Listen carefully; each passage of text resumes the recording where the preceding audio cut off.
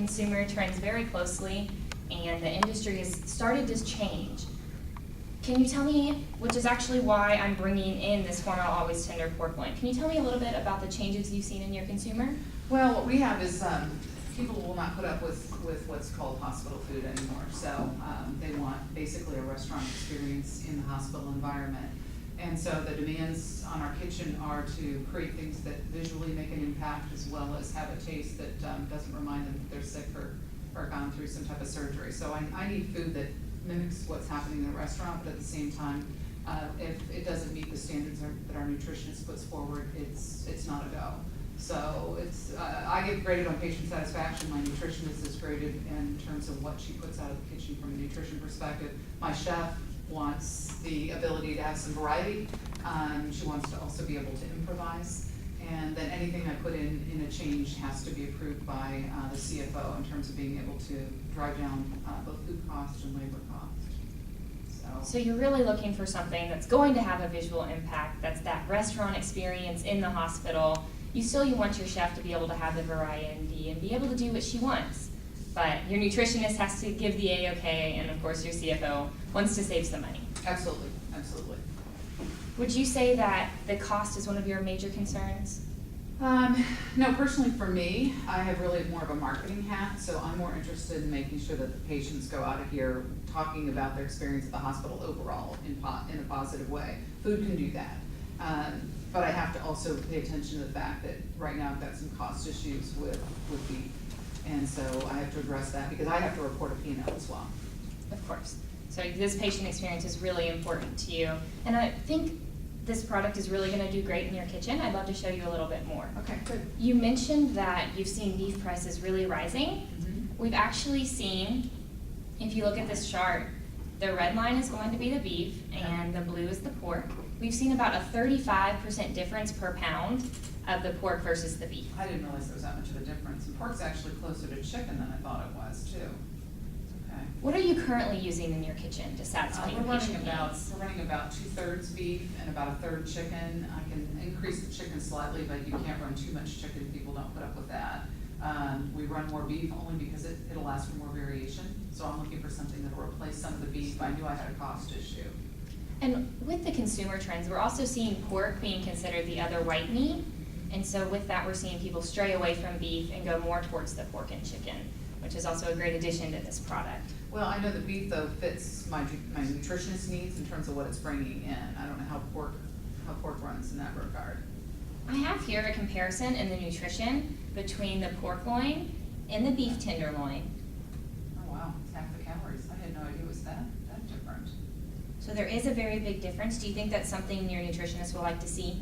She'd like to see this in terms of what's happening with fat and cholesterol. Now, I know there's issues with pork in terms of preservatives and additives, and I know that she's going to come back on that. Right, we are seeing that as a trend in a lot of companies, but Hormel actually has a patented meat cleansing system that we have a power wash, and we are able to preserve the meat without having to put any additives or preservatives in it. So there's no nitrates? Correct, no nitrates. You also talked about your CFO wanting to keep food and labor costs down. Right. If you look here, I have a comparison between our Always Tender pre-cooked pork loin and the beef tenderloin. So you're saving $7.50 per pound, and also for the labor cost, you're going to save at least 15 minutes. Tell me a little bit about that, because I'm not quite sure how that labor savings comes about. So the labor savings, because this is a pre-cooked meat, if you're only having to spend 12 to 15 minutes per cooking time to ensure that you get the center back up to temperature. Okay, so how's the chef going to respond to something pre-cooked? We have seen that as a trend in kitchens that chefs started to push back, but I actually brought with me a menu today that shows you different options of how this meat can be prepared. Okay, a lot of choices there. And they not only sound great, but they look great too. So if you look here, we have the Fiesta pork salad. Okay, that's attractive. The pork chili Cajun rub. That looks really good, that number. Okay. And we also are seeing people serve this with sides, and it looks like something from a restaurant. Oh, it sure does.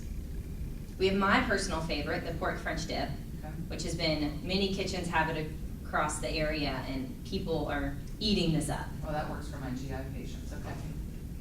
And then this Mediterranean pork skewer, Boy, that's. If that doesn't look like a restaurant quality, I don't know what does. Oh, it sure does. That's on here too? Yes. Okay, good. Well, how can we, if we did something like this, how could this be kind of turnkey from a chef? How does that work?